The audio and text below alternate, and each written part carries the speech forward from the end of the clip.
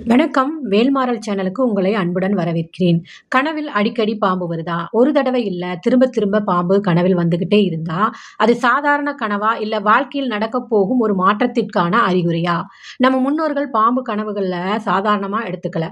ஏன்னா, இந்து சாஸ்திரங்கள்ல பாம்பு அப்படிங்கிறது வெறும் உயிரினம் இல்லைங்க. அது சக்தி, ரகசியம், கர்மாவின் அடையாளமா பார்க்கப்பட்டது. அதனால தான் சிவபெருமான் கழுத்திலும் பாம்பு, விஷ்ணு பகவானின் படுக்கையிலும் பாம்பு. இப்படி பாம்புக்கு ஒரு தெய்வீக தொடர்பு சொல்லப்படுதுங்க. ஆனா, கனவுல பாம்பு அடிக்கடி இருந்தா, சில ஆன்மீக நம்பிக்கைகளின்படி உங்க வாழ்க்கையிலேயே பெரிய மாற்றம் வரப்போகுது. அல்லது மனதுக்குள் அடக்கி வச்ச பயம், குழப்பம் அப்படிங்கிற விஷயங்கள் எல்லாம் வெளிய வர முயற்சி பண்ணுது அப்படின்னு அர்த்தம்னு சொல்றாங்க. சிலர் அத நாகதோஷம், முன்னோர் கர்மம் அல்லது ஆன்மீக விழிப்பு தொடங்குற அறிகுறின்னு கூட சொல்றாங்க. ஆனா, ஒவ்வொரு பாம்பு கனவும் கெட்டது கிடையாது. வெள்ளை பாம்பு வந்தா சிலர் அதை நல்ல அறிகுறியா பார்க்கறாங்க. ஆனா, இதையெல்லாம் கேட்டு பயப்பட வேண்டிய அவசியம் இல்லைங்க. ஏன்னா, சில நேரங்கள்ல மன அழுத்தம் அதிக யோசனை, பயம் இப்படிப்பட்ட சூழ்நிலையில கூட கனவு வர காரணமா இருக்கலாம். அதனால காலையில எழுந்ததும் இறைநாமம் சொல்லுங்க. மனச அமைதிப்படுத்துங்க. நல்ல எண்ணங்களோட நாளை தொடங்குங்க. ஏன்னா, இறை ஒளி இருக்கும் மனதுக்குள் இருள் நீண்ட நேரம் தங்காது.